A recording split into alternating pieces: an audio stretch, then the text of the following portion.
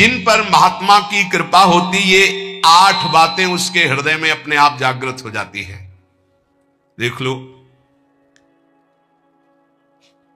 8 बातें उसके हृदय में अपने आप जागृत हो जाती, जिस पर संत की कृपा होती। पूज्य बाबा कहते हैं,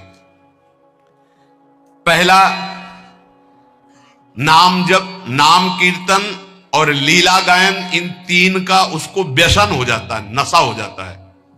ये 8 बातें महात्मा के कृपा पात्र में जागृत हो जाती है। नाम जप, नाम कीर्तन और प्रभु की लीला गायन का नशा हो जाना।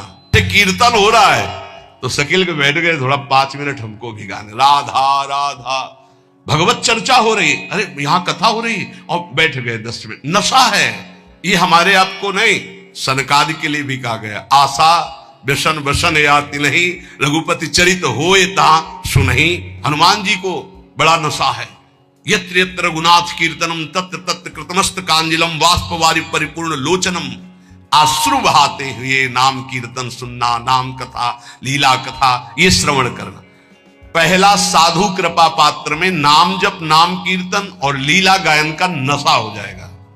दूसरा, उसको साधु के दर्शन से ऐसा सुख होगा जैसे अपने प्रिय रिश्ते नातेदारों को अच्छा, आओ आओ आओ आओ, हृदय एकदम मालादित हो गया। साधु महात्मा से जब बिछोड़ने का समय आता है तो ऐसा लगता है हमारे प्राण छूट रहे हैं। ऐसा बिछुरत एक प्राण हरिले ही, ये साधु कृपा पात्र में होगा। संत को आओ आओ, आज तो हमारे अहो भाग्य, जो प्रभु मोहि अनुग्रह की ना, तो तुम आए दरस हठ दीना। पहला, नाम जप कीर्तन और लीला गुणा गान का व्यसन।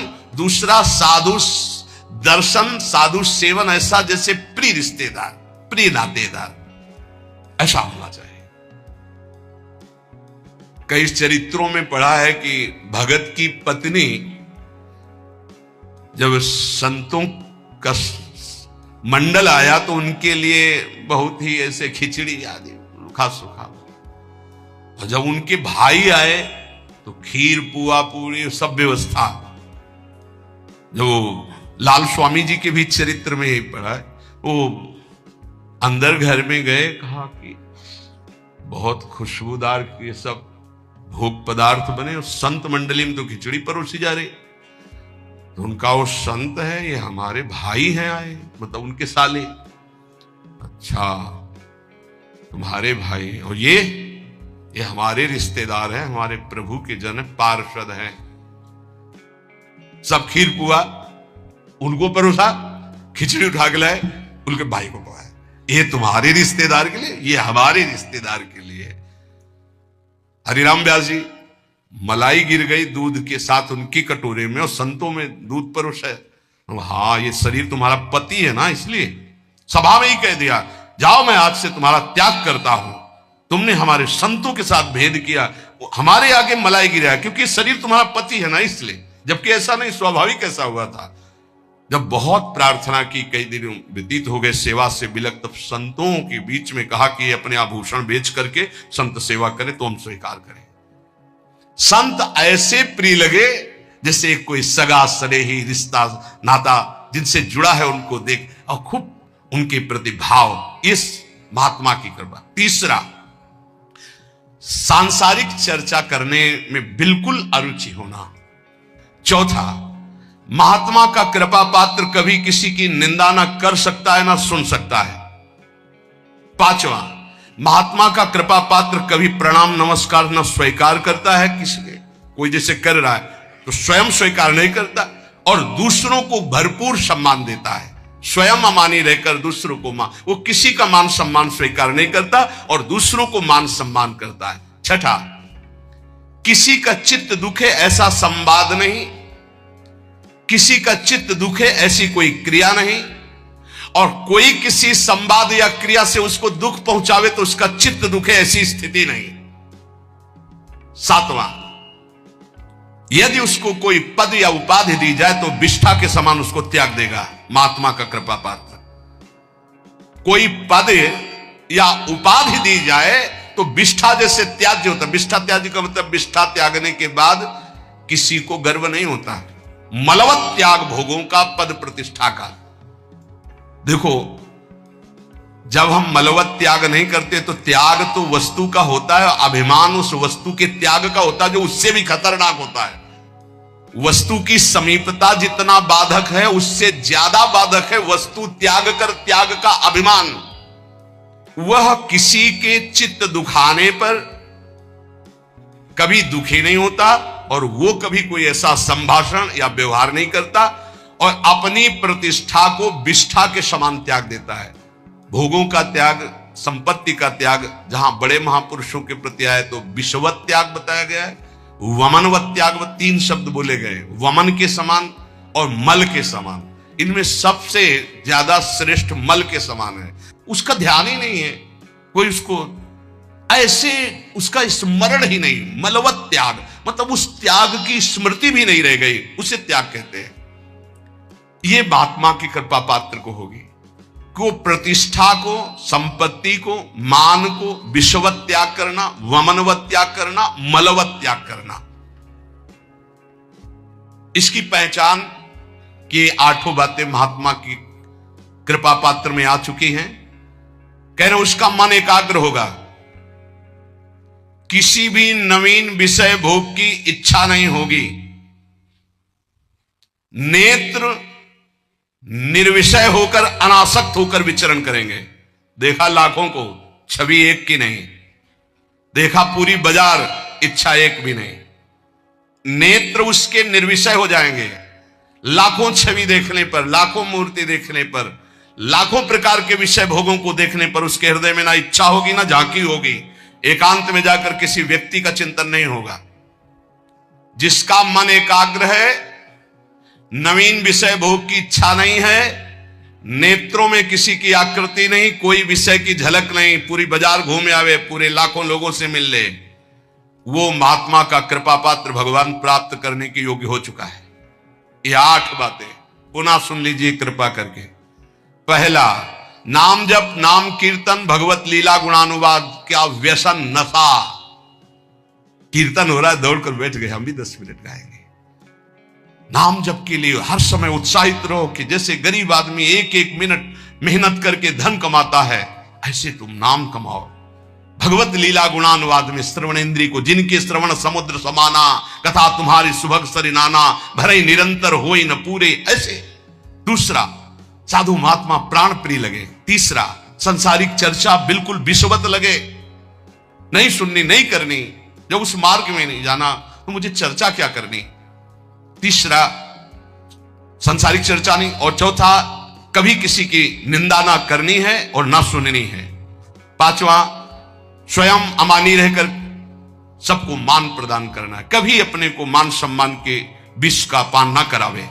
छठवां, किसी का चित्त दुखाए ना, दूसरे के चित्त दुखाने वाली कोई क्रिया ना करे और दूसरे के द्वारा चित्त दुखाने वाली बात और क्रिया होने पर अपने चित्त को दुखित ना होने दे। सातवां, अपनी प्रतिष्ठा को विष्ठावत त्याग दे। कोई भी उपाधि, कोई भी पद प्रतिष्ठा भगवत प्राप्ति के बाद जो हरि करे, पहले कोई स्वीकार न करे। उपाधि नहीं तो उपद्रव हो जाएगा। आठवां, सदा सच्चरित्र होकर जीवन व्यतीत करना। काशी में जज स्वामी नाम के एक बड़े सिद्ध महात्मा थे, जब रहते थे तो एक संत भगवान आए थे, उनका चलो आपको ब्रह्मबोध संपन्न महापुरुष के दर्शन कराते हैं। तो शायद मुमुक्ष भवन ऐसा नाम था जहां सन्यासी जन रहते थे, वहां गए। स्वामी जी एकदम वयोवृद्ध, अस्थिमात्र हुए रहे शरीरा, नजदीक गए तो जैसे एक उन्माद अवस्था को प्राप्त होते हैं वैसी स्थिति थी। अचानक जब स्वामी जी ओम नमो नारायण है, अचानक ऐसी दृष्टि हुई और बस इतनी जोर से हाथ पकड़ा और अंग्रेजी में उन्होंने कहा, हमें अंग्रेजी तो याद नहीं है पर उसका भाव था, वो गुड करेक्टर ऐसे कुछ बोल रहे थे कि जिसका चरित्र पावन है वही सब कुछ है, और अगर चरित्रहीन है, चरित्रता चली गई तो कुछ नहीं रहा। इसलिए जीवन में करेक्टर गुड रखना है। मतलब हम तो हिंदी में बोल रहे, वो अंग्रेजी से बोल रहे, तो जो संत ले गए थे वो ट्रांसलेटर, हाँ हमको वो ये भी अंग्रेजी कहना इसलिए रुक गए। वो उसका भाषा हिंदी की करके वो हमें बता रहे थे कि वो है। तो ये 8वां है, सर्वदा पावन चरित्र रखना। कोई हमसे त्रुटि, कोई ऐसी गलती है, उसका सुधार किया जाए। बहुत जन्मों से हम लोग फिसलते रहे, अब इसका सुधार कर लें। ये सत्संग केवल भगवत प्राप्ति के लिए होता है। ये सत्संग केवल समस्त संत महापुरुष और भगवान की वाणियों को मिलकर होता है। जो तुम एक शास्त्र में ढूंढोगे वो तुम्हें ढूंढी ढूंढाई वस्तु मिल रही। ना तुम्हें दूध खोज करना है, ना दही खोज करना है, ना मथना है, ना माखन करना, सीधे घी मिल रहा है भैया। अगर अब पुष्ट ना हुए तो भगवान जाने। बड़े बड़े महापुरुषों के पावन सूत्र, पावन चरित्र, पावन सिद्धांत आपको मिल रहे हैं। आप कृपा करके, अपने ऊपर कृपा करके, हमारे ऊपर कृपा करके, हमारे भगवान के ऊपर कृपा करके। कैसे? भगवान के ऊपर कृपा। भगवान ये गीता हमारे लिए बोले हैं, अगर हम स्वीकार करेंगे तो मानो भगवान कहते कृपा कर रहे हो हमारे ऊपर, जो हमारी बात मान रहे हो। जैसे छोटा बच्चा दूध पी लेना तो माँ कहती बहुत अच्छा, मानो माँ के ऊपर कृपा कर दिया। नहीं तो माँ चिंतित रहती। गुरु के ऊपर कृपा कर दिया यदि आपने बात मान ली, क्योंकि गुरु निश्चिंत हो जाएंगे। आप भगवत प्राप्त हो गए, आप भगवान को मिल गए। ये हमारी निश्चिंतता, हमारे प्रभु की निश्चिंतता।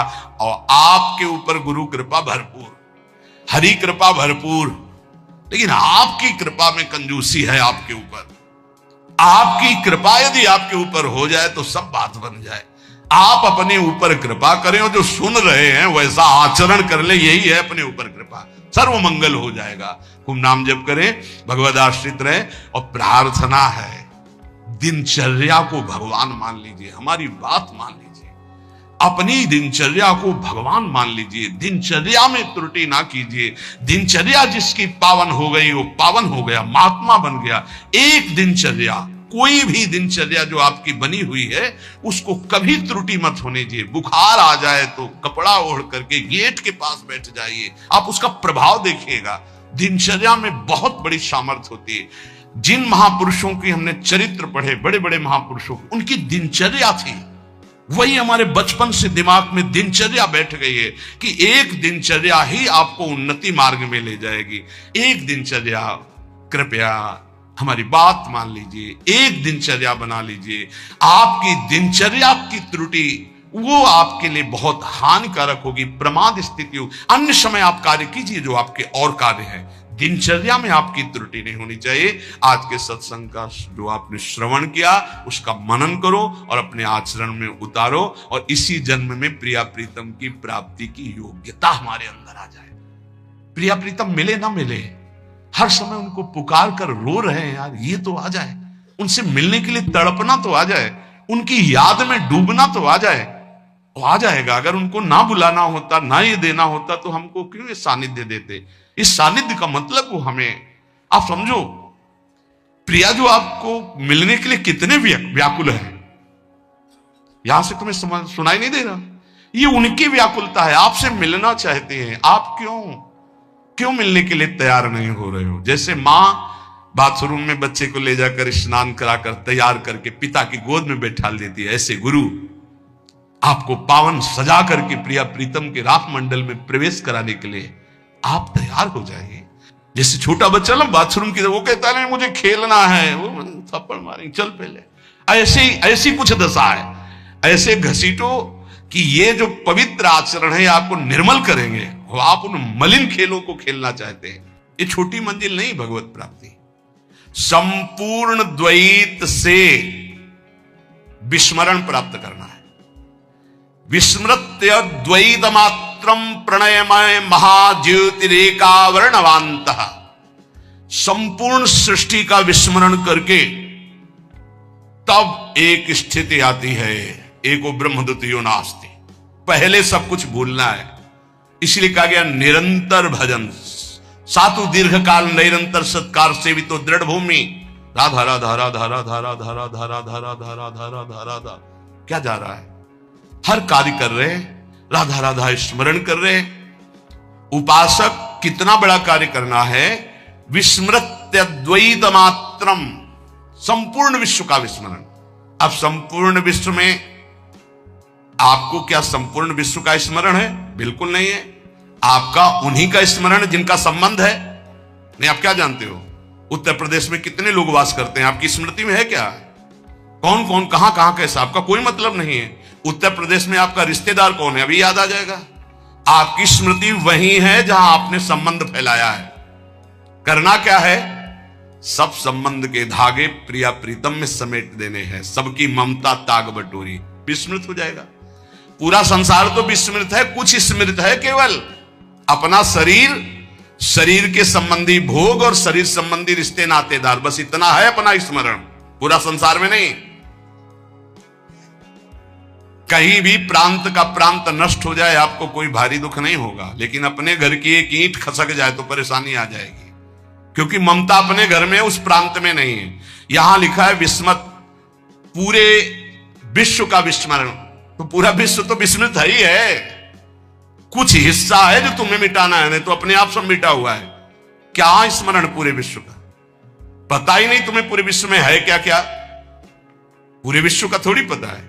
कुछ भूमि ऐसी है जिसमें कुछ देश बसे हुए हैं, इससे कई गुना बड़ी भूमि है जिसमें कोई नहीं रहता है, वहां केवल देवता और सिद्ध जा सकते हैं, तो आप पूरा विश्व थोड़ी जानते हैं।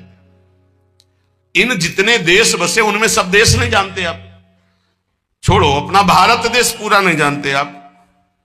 140 करोड़ जनता, किसको जानते हो आप, कितने को जानते हो? भारत के किसी एक प्रदेश के किसी एक शहर में या गांव में एक कोने में तुम्हारा घर है, उस घर में किसी एक कमरे में एक कोने में तुम्हारी सैया है, तुम हो क्या? ऐसे पूरे ब्रह्मांडों का एक फल समझ लो, ऐसे अनंत ब्रह्मांड जिसके एक रोमकूप में वास करते हैं उन भगवान के सेवक हैं।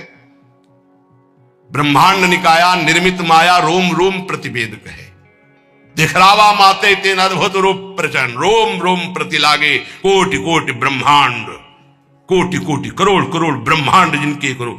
इस पूरे ब्रह्मांड में एक ये मृत्यु लोक में भारत देश में एक प्रदेश में एक जिला में एक कस्बा में एक गांव में एक छोटा सा घर, उस घर में एक कोने में सैया, तुम हो क्या? क्या हो? जैसे गूलर के फल में देखो कितने भुनगे निकलते हैं, ऐसे गूलर की फल की तरह भगवान के विराट रूप में एक रोमकूप में करोड़ों ब्रह्मांड वास करते हैं। तुम्हारा विस्मरण करने का ज्यादा मेहनत नहीं पड़ेगी, तुम इतने त्रिकालज्ञ नहीं हो कि पूरे भारत को जानते हो या विश्व को। तुम्हारे स्मरण में केवल वही विषय है जो भोगे हो, वही व्यक्ति हैं जिनसे संबंध बनाए हो, तो इन सबकी ममता ताग बटोरी, मम पद मन बांध बर डोरी। कह रहे विस्मृत अद्वैत मात्रम, यह है भगवत प्राप्ति का मार्ग। अब छोड़ो बिल्कुल सरल मार्ग, छोटा मार्ग, एकमात्र अपने गुरुदेव का स्मरण। ध्यान मूलम गुरु मूर्ति, पूजा मूलम गुरु पदम, मंत्र मूलम गुरु वाक्यम, मोक्ष मूलम गुरु कृपा। या संपूर्ण विश्व का विस्मरण और आराध्य देव का स्मरण, और इसको कराने की सामर्थ्य एकमात्र गुरुदेव के चरणों में होती है। अगर ध्यान मूलम गुरु मूर्ति, पूजा मूलम गुरु पदम, मंत्र मूलम गुरु वाक्यम, तो मोक्ष मूलम गुरु कृपा, गुरु कृपा से सब सुलभ हो। एक जगह पकड़ लो, उठते बैठते चलते फिरते अपने गुरुदेव की आज्ञा के अनुसार चल रहे हैं, उनका चिंतन कर रहे हैं, प्रगट में गुरुदेव विराजमान है, फिर कोई साधन में त्रुटि या फिर कोई अशांति सवाल नहीं उठ सकता।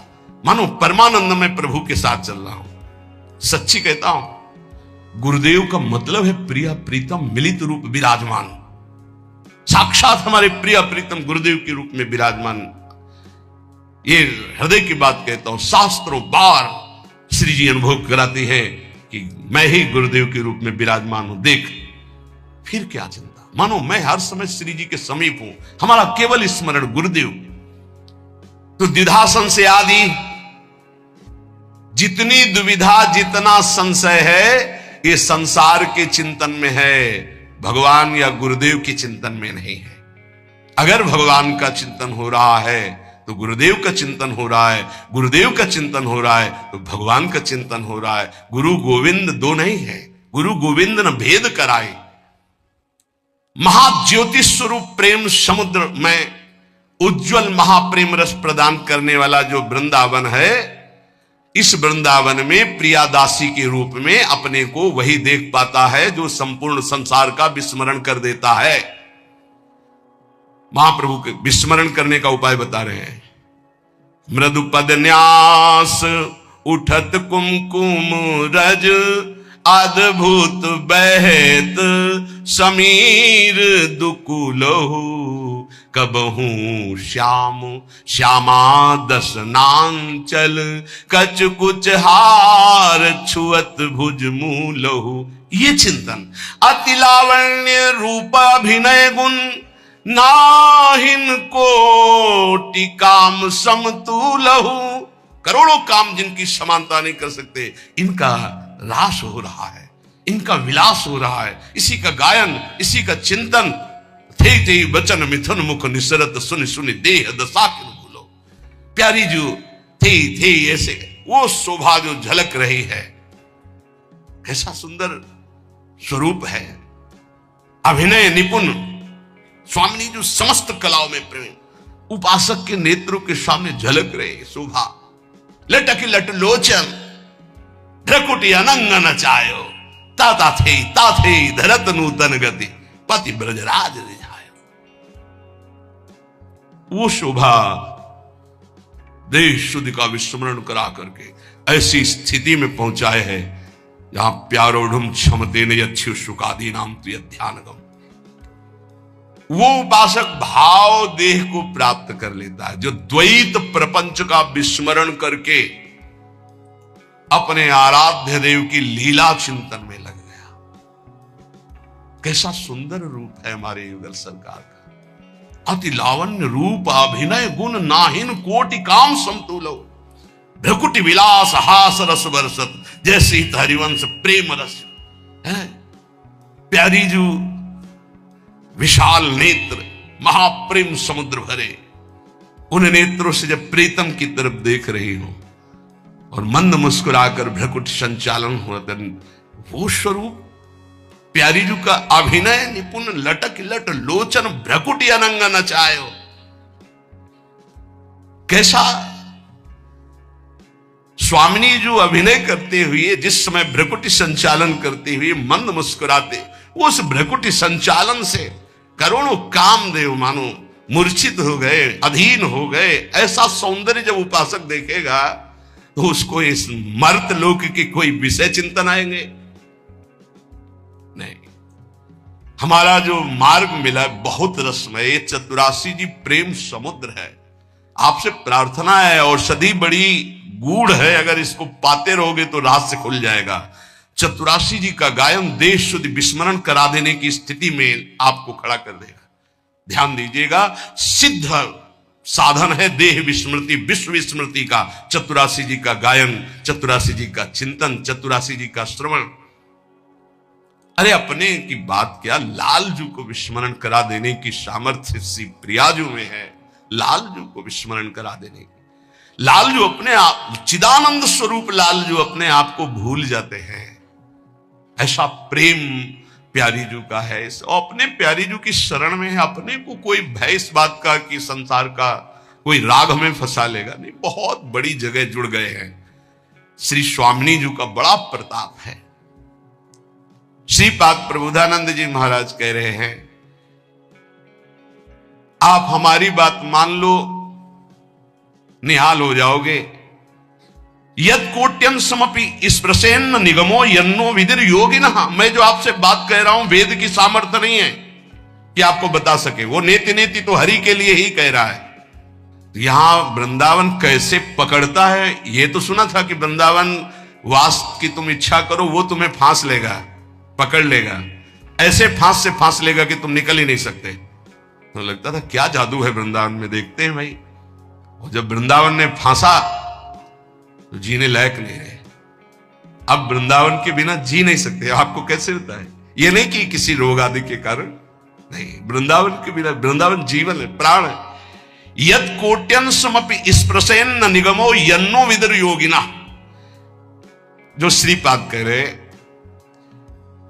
करोड़वें अंश की महिमा भी वेद ने वर्णन कर सकते हमारी प्यारी जू की। लालजू की महिमा नेति नेति वर्णन करके, यद कोट्यन समपि स्पृशेन न निगमो, निगमन वेद, न निगमो यन्नो विदुर योगिनः। बड़े बड़े योगी भी जिस रहस्य को नहीं जानते, आगे की बात और दुर्लभ है। श्रीश ब्रह्म सुकार्जुन उद्धव मुखा पश्यन्ति यन्न क्वचित अन्यतो किम ब्रजवासिनाम अपि न यदृश्य कदा लोके श्री वृंदावन रूप मदभुतमहम राधा पदैकाश्रया। समझ आ जाए तो भाई श्री जी की बड़ी कृपा, नहीं तो कह रहे वेद नहीं समझते तो हम लोग क्या समझ लेंगे। समझो, जिन श्यामाजू की महिमा के करोड़वें अंश को वेद नहीं वर्णन कर सकते, जिन श्यामाजू की महिमा को बड़े बड़े योगी जन भी ध्यान में नहीं पाते, आगे उधर श्रीश ब्रह्म शुका अर्जुनो उद्धव मुखा पश्यन्ति अन्न क्वचित। हमारी प्रिया जो जहां विराजमान है नवनिभृत निकुंज में, इन सब महापुरुषों ने अवतार लीला में दर्शन किए, अवतार लीला का गायन किया, अवतार लीलाओं को देखा कृपा से, लेकिन सेवा में सम्मिलित नहीं हुए। नवनिवृत्त निकुंज में विराजमान जो रूप बेल प्यारी बनी सुप्रीतम प्रेम तमाल, यहां सिर्फ सहचरियों का प्रवेश है। श्रीपाद प्रबोधानंद जी महाराज ने 3 वृंदावन का वर्णन किया प्रारंभ में। पहला गोष्ठ वृंदावन जिसमें सखाओं के सहित प्रभु नित्य लीला करते रहते हैं। दूसरा गोपी वृंदावन जिसमें रासोत्सव होता रहता है गोपी जनों के साथ, प्रिया लाल गोपीजन जिनको राधा कृष्ण रूप में उच्चारण नाम किया गया। राधा कृष्ण और समस्त गोपी मंडल मंडिता और रास जिसमें भगवान शिव प्रवेश किए। जिन गोपी जनों की विरहाग्नि का प्रेमाग्नि का ताप उद्धव के हृदय में वृंदावन में आते हुए लगा तो ज्ञान गुदड़ी भस्म हो गई। उद्धव जी ने गोपी जनों के उस प्रेम को देखा। श्री शुकाचार्य उसी प्रेम का गान कर रहे हैं। भगवान शिव उसी रास में गए और स्वामिनी जी की महिमा को देखा और कटाक्ष कृपा कटाक्ष का गायन किया। लेकिन यहां कहने पश्यन्ति यन्ना क्वचित, इन महापुरुषों का यहां प्रवेश नहीं। कौन? बोले राधा निकुंज बाटी श्रीपाद प्रबोधानंद जी। गोपी वृंदावन तक सबका प्रवेश, यहां केवल सहचरियों का प्रवेश। 3 गोपिन ते दुर्लभ माई नित्य विहार सहज सुखदाई। और बात कह रहे हैं कि अन्यत्य कृम, अन्य उदाहरण तुम्हें क्या दूं, ब्रजवासिनाम अपि न यद दृश्य कदा लोक है। नंद बाबा आदि जो ब्रजवासी जन है, उनके सखा जन जो है, सुहृद जन जो है, इनका भी इस नवनिवृत्त निकुंज में प्रवेश नहीं है, क्योंकि बाबा का वात्सल्य भाव है, सखाओं का सखा भाव है। गोष्ठ वृंदावन गोपी वृंदावन में भी बाबा या सखाओं का प्रवेश नहीं है। वहां परम पुरुष प्रभु और समस्त गोपी और प्रिया जो ये लेना, वहां भी सखा परिकर का प्रवेश। फिर यहां 3 गोपिन ते दुर्लभ माई, इसलिए कह रहे श्रीश ब्रह्म सुकार्जुनोद्धव मुखा पश्यन्ति अन्न क्वचित अन्यत किम ब्रजवासिनाम अपि न यदृश्य कदा लोक है। श्रीमद राधा सुधानिधि। न देवैर ब्रह्मादेव न खलु हरि भक्तैर न सुहृदा दिविर यद्वै राधा मधुपति रहस्यम सुविदितम। कभी गर्व नहीं होता आपको कि स्वामिनी जी ने मुझे ऐसी जगह शरणागति प्रदान की कृपा से जहां बड़े बड़े महापुरुष भी याचना करते? कभी नहीं, बस ऐसे मिल गया, इसलिए उसकी कीमत नहीं समझ पाए। रतन चिन्हों नहीं दीन्हों करते डाक। इसलिए मेरी बात पर हे सखे विश्वास कर लो। लक्ष्मीपति भगवान शिव, ब्रह्मा, शुक, अर्जुन, उद्धव आदि ये सब जिस महिमा को जानते हैं, गाते हैं, पर जहां प्रवेश नहीं है, उस रस की हम तुम्हें बात करते हैं कि उस रस को प्रदान करने वाला ऐसे वृंदावन और रजरानी है। जब इनका आश्रय मिलता है तो राधा पदई का आश्रय ये हृदय में ठसक हो जाती है। श्री राधा जुग चरण निवास, प्यारी जो हमारी महारानी, हम उनकी चरण दासी। उपासक इस बात पर स्थित हो जाओ कि बहुत ऊंचाई पर आपका संबंध हो गया है। अब चूक मत करो। इस जीवन से जो कुछ हो रहा है वो सिर्फ आपके लिए है। यदि आप अपने को संभाल नहीं पाते हैं तो आपका दुर्भाग्य है। ऐसा अवसर, फिर कह रहा हूं, खुल के कह रहा हूं, ये हमारे मुख की, हमारी बड़ाई की बात नहीं है, ये उस यंत्र की बात कर रहा हूं जो श्री जी से संचालित है। आपके लिए सिर्फ ये यंत्र चल रहा है। आपके लिए सिर्फ बोला जा रहा है। यदि आप इसे स्वीकार नहीं करते हैं, आप अपने जीवन को भगवतमय नहीं बनाते हैं, तो हमें लगता है कि बहुत बड़ा घाटा कर रहे हैं आप अपने जीवन के साथ।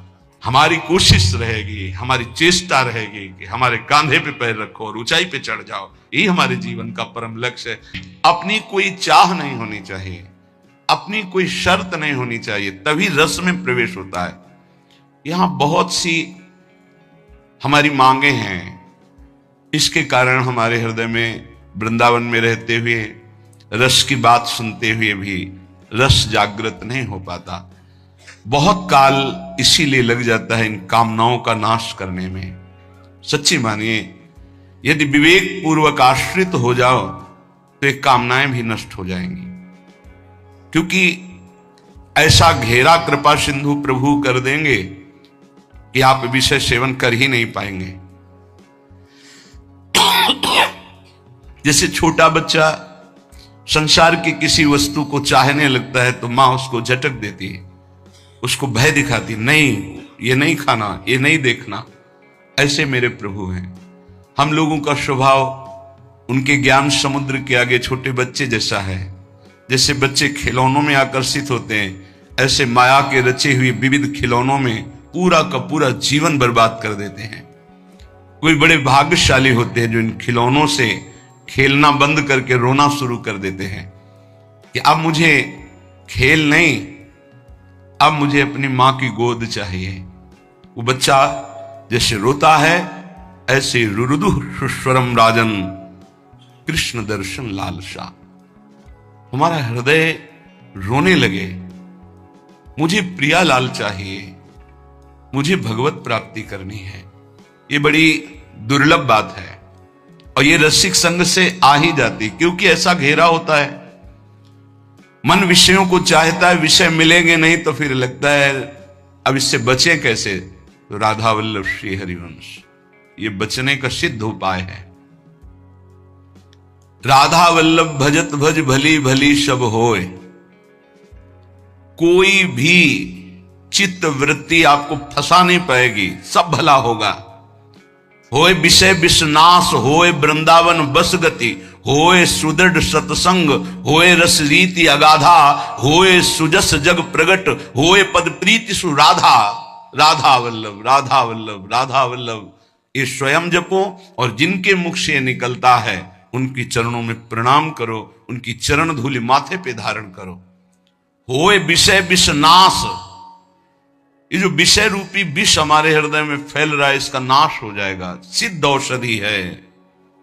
जासु नाम भव भेषज, इस संसार रूपी महान फसाव से बचाकर सच्चिदानंद में स्थित करने की सिद्ध ये पद्धति है। मुख में नाम, हृदय में ध्यान। मान लीजिए, बार बार कर, शाम की भी यही कहा था, मान लीजिए।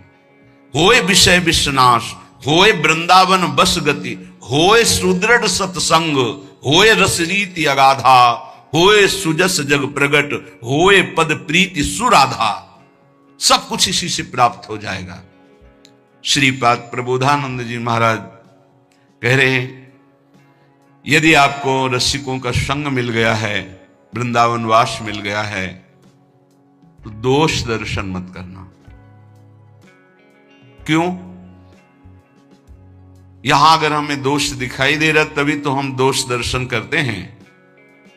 तो कह रहे हैं, वृंदावनस्थेष्वप्येत्र दोषा नारोपयन्ति स्थिर जंगमेषु आनंदमूर्ति स्वपराधीनस्ते श्री राधिका माधवयो कथम स्युः। जो श्री जी की कृपा से वृंदावन आया, वृंदावन धाम में भले 1-2 दिन ही वास किया,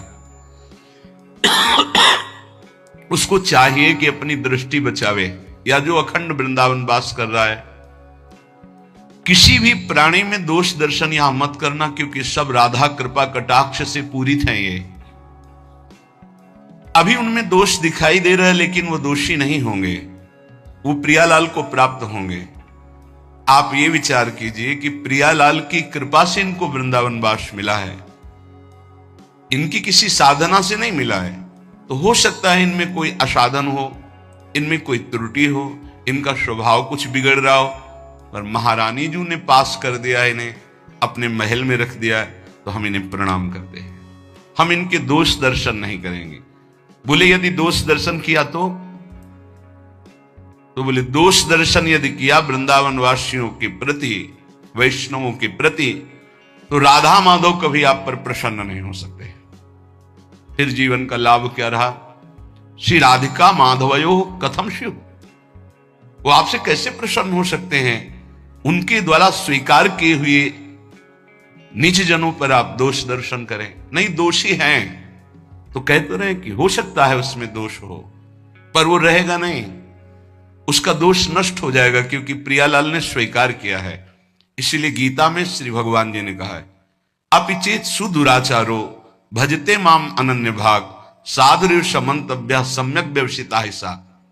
वो सांगोपांग दुराचार पापाचार करता रहा है, उसके मन में एक बात आ गई कि मैं बहुत पापी हूं, सत्संग सुनकर या जैसे भी, मेरा उद्धार तो सिर्फ भगवान की करुणा से हो सकता है, और उसने अंदर से भगवान का आश्रय ले लिया। अब उसे तुम पापी नहीं कह सकते हो। भगवान कह रहे हैं साधुरेव समन्तव्य, अब उसे साधु मानो। साधु को साधु मानने के लिए कभी आज्ञा नहीं दी गई। वो साधु नहीं है, वो पाप आचरण करने वाला पापी रहा है, दुराचारी रहा है, और उसने भगवान का आश्रय ले लिया है। अब भगवान कह रहे हैं करो सद्य ते साधु समाना, मैं साधु बनाऊंगा। अब वो साम दाम और दंड भेद से सीधे रास्ते लाऊं, नकली से बनाऊं असली, भगत मेरे मुकुटमणि। भगवान की विशुद्ध कृपा होती है।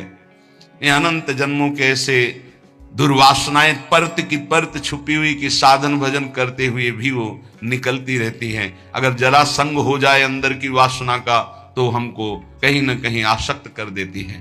बड़े कृपालु हैं, वो हमारी चूक को ना देख करके वो करुणा करते हैं और हमें आगे बढ़ाते हैं। श्रीपाद कह रहे हैं यदि आप ऐसा करेंगे तो राधा माधव आप पर कभी प्रसन्न नहीं होंगे। दोष दर्शन की आगे के श्लोक में निंदा की बात कर रहे हैं। ये वृंदावनवासी निंदन रता, ये वान वृंदावनम श्लाघन्ते तुलयन्ति, ये चकुधियो केनापि वृंदावनम, ये वृंदावनमत्र नित्य सुख चिद रूपम सहन्ते नवा, तै पापिष्ठ नराधमैर्भवतु स्वप्नेपि में संगति।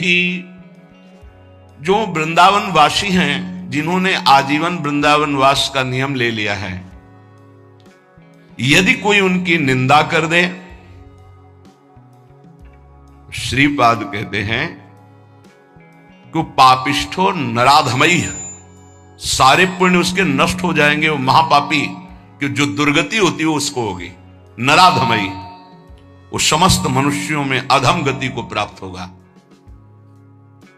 वैसे भी सिद्धांत में ध्रुवदास जी ने वर्णन किया है, पर निंदा किए ते आवत नहीं कछु हाथ, मूर्ख पर्वत पाप को ले चल अपने साथ। दूसरों की निंदा करने से हाथ तो कुछ लगता नहीं, और पाप की पोटरी सर पर रखकर नरक जाना होता है। और कहीं भक्तन निंदा तो अति बुरी भूल करो जिनको, भक्तों की निंदा तो भूल कर मत कर देना कि सुकृत बहु जन्म के क्षण में डारे खोए। एक क्षण में निंदा की भक्त वैष्णव महापुरुषों की, सब सुकृत नष्ट हो गए, सब भाव नष्ट हो गया। यदि कहीं तुमको ऐसा लगता है कि ये गलत है, तो प्रियाजू से प्रार्थना करो कि मेरी दृष्टि पावन कर दो। आपने इनको पसंद किया, आपने स्वीकार किया, आपके महल में रह रहे, पर मुझे दोष दर्शन हो रहा, स्वामिनी मेरी दृष्टि को बदल दो। श्री वृंदावन के वास करने वाले की पूरी जिम्मेवारी प्रिया प्रीतम ले लेते हैं, तो वो परम बंदनीय और प्रशंसनीय हो जाते हैं। चाहे वो ये क्रूरापि पापिनो न तो सताम संभाष्य दृश्या से। क्यों? क्योंकि अब वो ठीक हो जाएंगे। पक्का ठीक हो जाएंगे।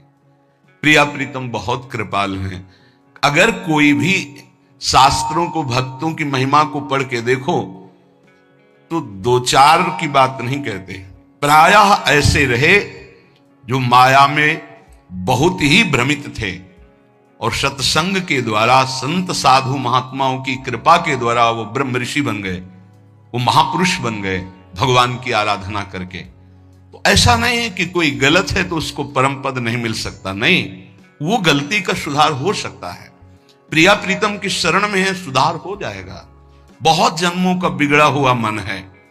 जो मंदबुद्धि वैष्णव जनों की, कहीं के भी वैष्णव हो, चाहे गृहस्थ हो चाहे विरक्त हो, यदि भगवत आराधन परायण है, कभी भी उसकी छिद्रान्वेषण वृत्ति से दोष दर्शन न करे। ढूंढे कौन सा दोष हो सकता है। बहुत सावधानी की जरूरत है। आपका चिंतन आपकी स्थिति से हो रहा है, उनका व्यवहार चिंतन उनकी स्थिति से हो रहा है। तो किसी की स्थिति में जब तक अपनी स्थिति नहीं मिलाओगे तब तक स्थिति का पता नहीं चलेगा। तो ये तो तुम्हें पता है नहीं कि अंतःकरण तदात्म क्या उसकी स्थिति में पहुंचे और बात जान ली। तुम तो केवल देह भाव में स्थित हो। तो देह भाव के अनुसार यदि किसी वैष्णव की, किसी भगत की, किसी बाहरी चेष्टा पर, बड़े बड़े महापुरुषों की बड़ी विचित्र लीलाएं होती हैं, उनको समझ पाना बड़ा कठिन है। सत्संग हो रहा है, बीच सत्संग में सत्संग को रोक दिया श्री रामकृष्ण परमहंस जी, और लाओ वो ये पकोड़ा। विवेकानंद जी ने प्रार्थना की कि प्रभु सत्संग में बीच में कई लोगों की श्रद्धा बिगड़ सकती है। ऐसे भाव में उनकी, तो उन्होंने कहा कि शरीर रजोगुण से चलता है, यदि रजोगुण न धारण करे तो अभी शरीर छूट जाए। जिस दिन मैं ना मांगू उस दिन जान जाना कि शरीर छूट जाएगा। एक दिन ऐसा ही हुआ, कुछ नहीं मांगा, सबको भय लग गया और शरीर पूरा हो गया। महापुरुषों की क्या लीलाएं हैं, अपने समझ के बाहर हैं। अपने को तो सिर्फ अपने हृदय को देखना है। और श्री वृंदावन की तुलना, समानता अगर कोई इस भौम में किसी परम धाम से करे तो वो सच्चिदानंद मयत्व महाप्रेम में वृंदावन धाम की अवहेलना करता है। जैसे कोई आते हैं बाहर से, बोले हम जान रहे थे वो वृंदावन ही है। किसी भी पवित्र स्थान को लेकर वृंदावन की समानता में सिर्फ वृंदावन है। बोलो त्रिभुवन में ऐसा कौन सा स्थान है जहां इतने ठाकुर विराजमान हो, इतने शालिग्राम भगवान विराजमान हो, इतने श्रीमद् भागवत विराजमान हो, इतने महाभागवत भक्त विराजमान हो, इतनी जगह अखंड नाम कीर्तन होता हो, इतनी जगह हजारों वैष्णव नाम जप कर रहे हो। ये तो बाहरी बात हुई। वो अंतर में जितने सिद्धाचार्य महापुरुष सब यहीं विराजमान है। स्वयं प्रिया प्रीतम यहां विराजमान है। दिव्य लीलाएं उनकी निरंतर यहां चल रही। यहां की समानता सिर्फ वृंदावन ही कर सकता है। वृंदावन की समानता सिर्फ वृंदावन, प्रिया प्रीतम की समानता सिर्फ प्रिया प्रीतम, दूसरा कोई नहीं, अद्वितीय है। आगे की बात साधक के लिए कह रहे हैं। पहले में कहा दोष दर्शन नहीं करना, दूसरे में कहा निंदा नहीं करना। यदि निंदा करोगे तो पापिष्ठ नराधम दुर्गति को प्राप्त होगे, पक्की बात है। कई ऐसे साधक आते हैं कि हमारा सब कुछ लूट गया, पता नहीं क्यों भजन नहीं हो रहा। आपने कोई वैष्णव अपराध किया है। आप ध्यान दीजिएगा, आपके भजन में विक्षेप पड़ जाए और घंटा 2 घंटा 4 घंटा यदि भजन में विक्षेप रहे तो ये जानना कि गुण धर्म से ये विक्षेप पड़ रहा है। रजोगुण तमोगुण आ गया है इसलिए विक्षेप पड़ रहा है। इसमें कोई चिंता की बात नहीं। गुण धर्म का परिवर्तन होगा, फिर सही भजन होने लगेगा। कबहू तो थोरो भजन, कबहू होत विशाल, मन को धीरज छुटे नहीं, गाय न दूजी चाल। दूसरा, यदि 2 दिन 3 दिन आपका भजन में रुचि नहीं लग रही तो जान लीजिए भोजन का दोष हो गया है। कोई ऐसा भोजन जो अधर्म की कमाई का है वो आपको विक्षेप पहुंचा रहा है, वो 2-3 दिन में जलकर समाप्त हो जाएगा, क्योंकि आप भजन की चेष्टा कर रहे हैं। आपके अंदर पश्चाताप होगा, क्या बात है, भजन क्यों नहीं हो रहा। तीसरा, यदि कई दिन तक भजन में विक्षेप पड़ रहा है तो फिर दूसरा कोई कारण नहीं हो सकता, वैष्णव अपराध बन गया। कोई न कोई वैष्णव अपराध बन गया, उसको खोजिए और तत्काल क्षमा याचना कीजिए, नहीं तो ये लंबा खिंचता ही चला जाएगा जब तक प्रायश्चित नहीं होगा। ये वैष्णव अपराध भजन को रोक देता है, भजन की वृत्ति ही नहीं उदय होने देता है, इसलिए सावधान।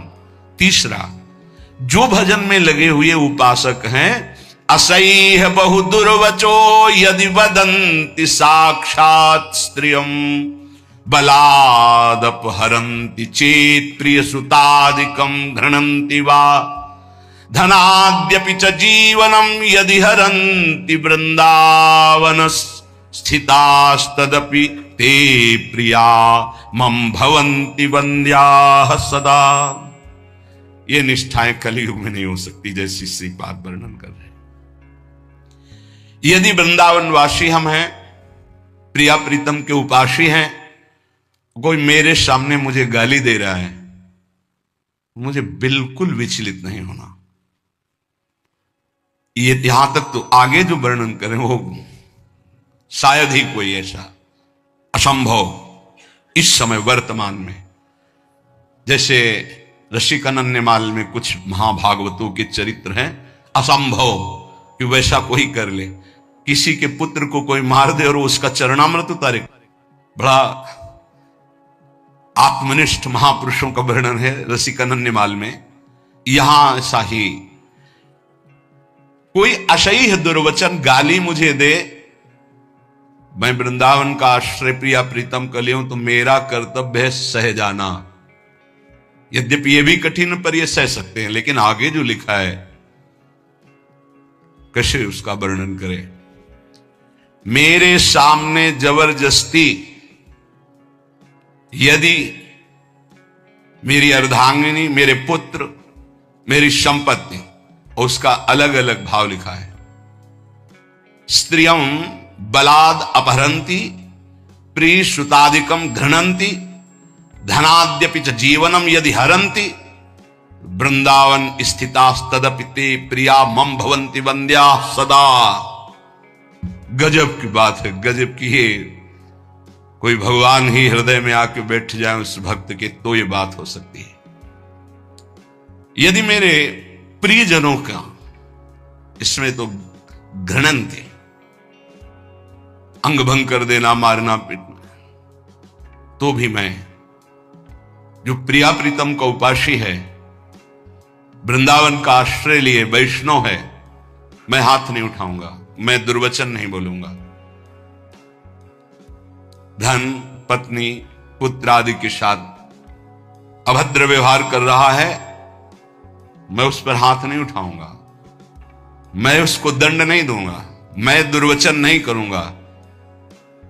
तो क्या ये मेरे प्रियाजू का जन है, ये वृंदावन का आश्रित है।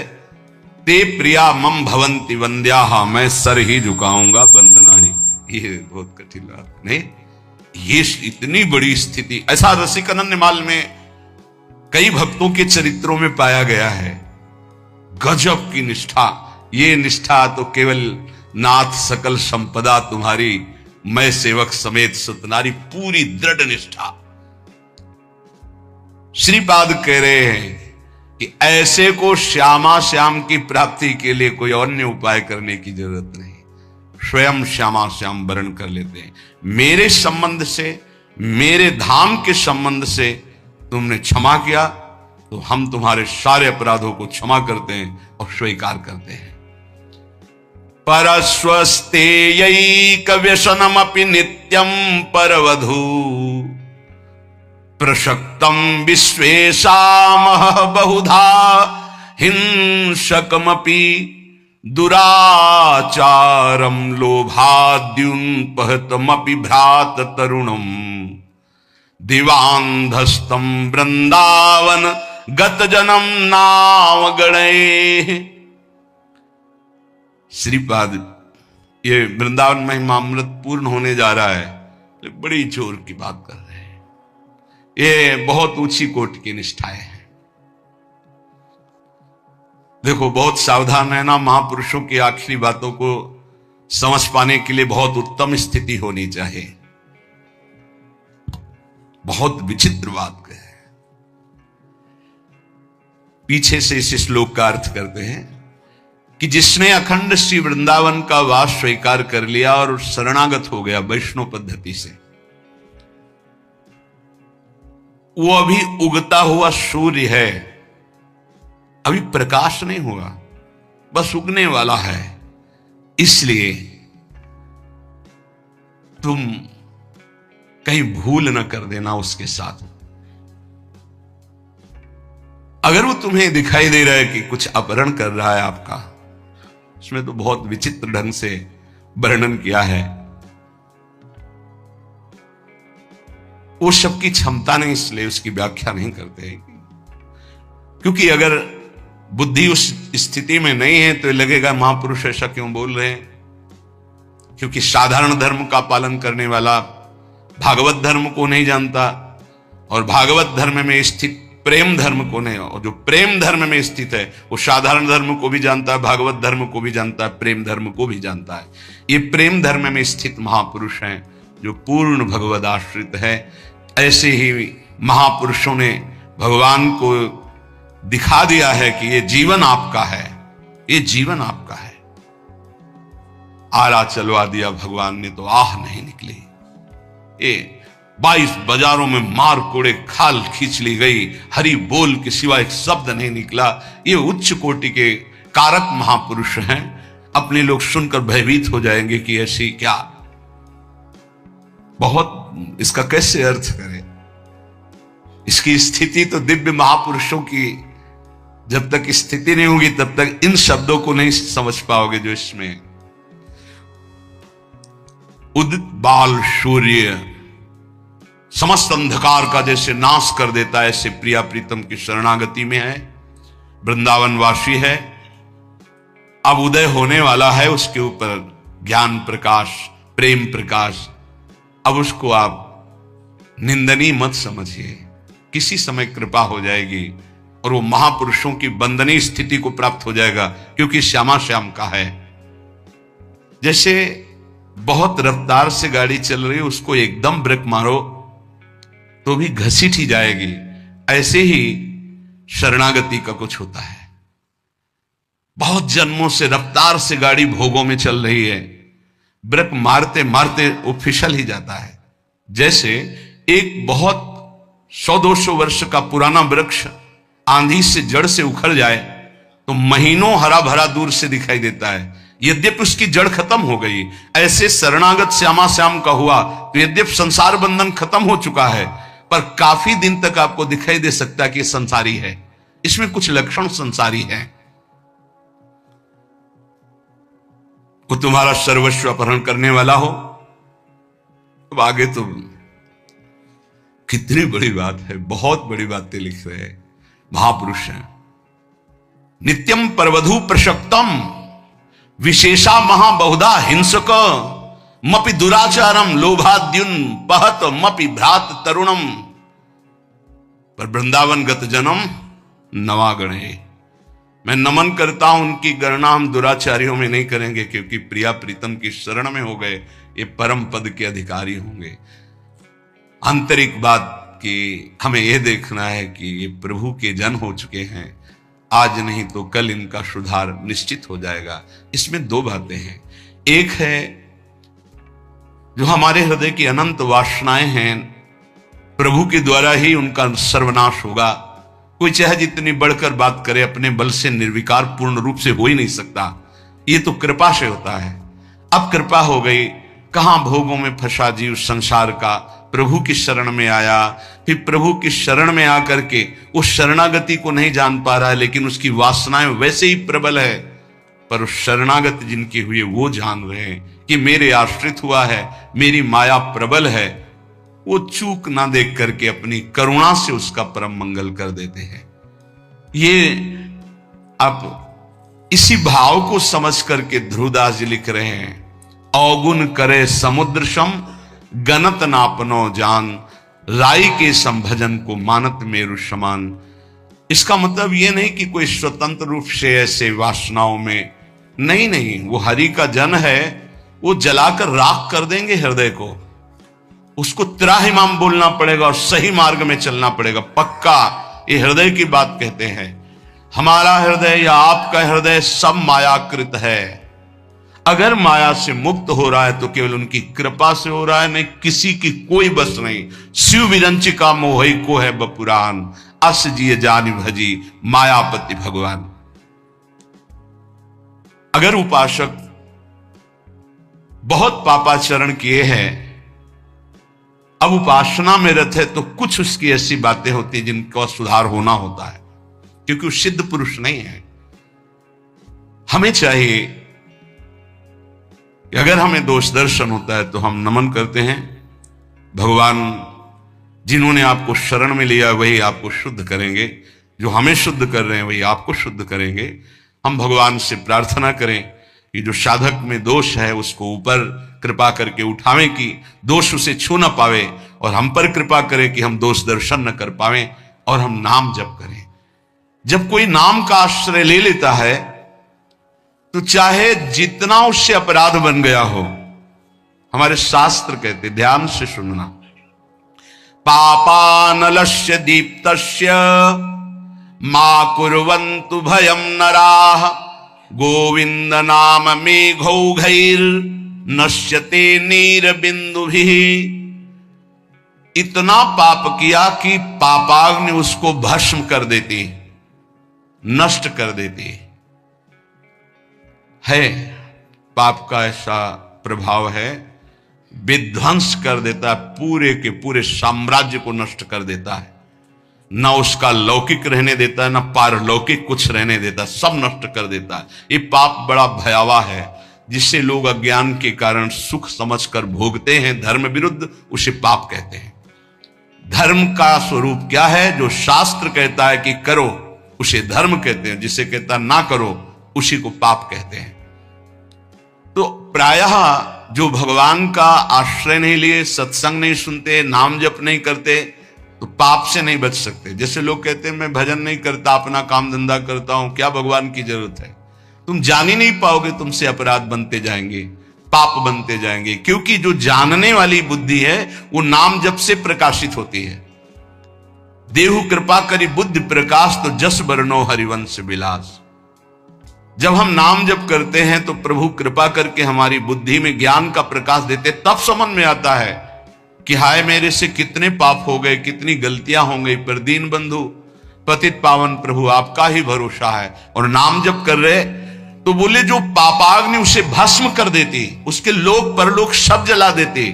तो जहां कोई शुरू किया गोविंद गोविंद कृष्ण कृष्ण हरि हरि राम राम राधा राधा, तो बोले जैसे अग्नि प्रज्वलित होकर ज्वाला रूप धारण करने वाली थी, पर मेघ बरस गए तो वहीं की वहीं शांत हो गई। ऐसे ही नाम जापक के सारे पाप जो अग्नि रूप उसे जलाने के लिए थे, नाम रूपी मेघ उसको तत्काल शांत कर देता है। वो उसे भस्म नहीं कर पाती और स्वयं शांत हो जाती है। अर्थात पापों का सर्वनाश भगवान नाम से हो जाता है।